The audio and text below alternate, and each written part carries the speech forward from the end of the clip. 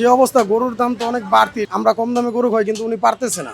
780 টাকা করে কেজি যাচ্ছে এখন। এটি সাধারণ জনগণের যে প্রয়োজন, সে প্রয়োজনের থেকে অনেক বেশি দামে হচ্ছে তারা নিচ্ছে এখন। যে অবস্থা গরুর দাম তো অনেক বাড়তি, ঠিক আছে, আমাদের যে মহাজন, হ্যাঁ, আমাদের চেয়ারম্যান সাহেব উনি চাচ্ছে যে আমরা কম দামে গরু খাই কিন্তু উনি পারতেছে না। ঠিক আছে, উনি পারতেছে না। এক হইলো খামার আলাদের জন্য, খামার আলারা দেশি দেশি গরু কিনে সব লোড করতেছে, হ্যাঁ, গরু বিক্রি করতেছে না।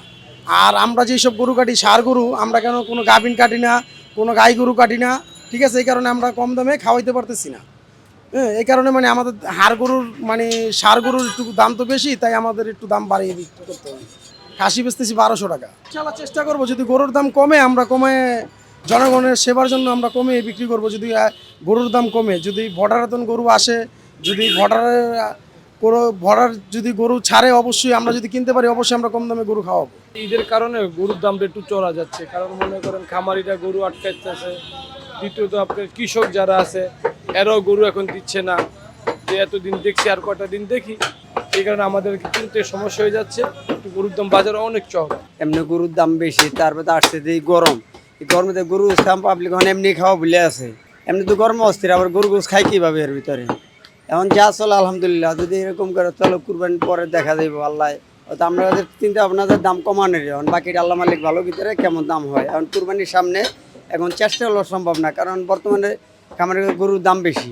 সামনে কুরবানিতে বিক্রি করবো হিসাব করে গরু ধরে রাখি। আর এই ধরনের সার গরু মানুষে বিক্রি করতে চায় না, কুরবানি আসে বসে রয়েছে। কুরবানি বাকি আছে 1-1.5 মাস। কুরবানির পর হইলে কি আপনার বাজারটা হয়তো এদিক ওদিক হইতে পারে। কারণ এইভাবে এই কদিন চলে যেতে হইব যেমনি ছিল।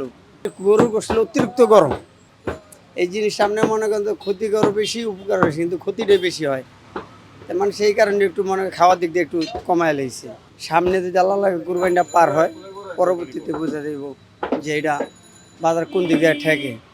আর আমাদের মালিক তো চাইছে সবসময় একটু কম দরে খাওয়ানোর চেষ্টা করছে, দামে উল্টা পাল্টা এই কুলাইতে পারতেছে না। আর গরম তো অসহ্য, মানুষে কমই খায় গোস, ঠিক আছে। ইনশাআল্লাহ গরম কমলে বেচা কেনা ভালো হইব, ঠিক আছে। এখন মনে করেন সারাদিনে 4টা 5টা এরকম যায়।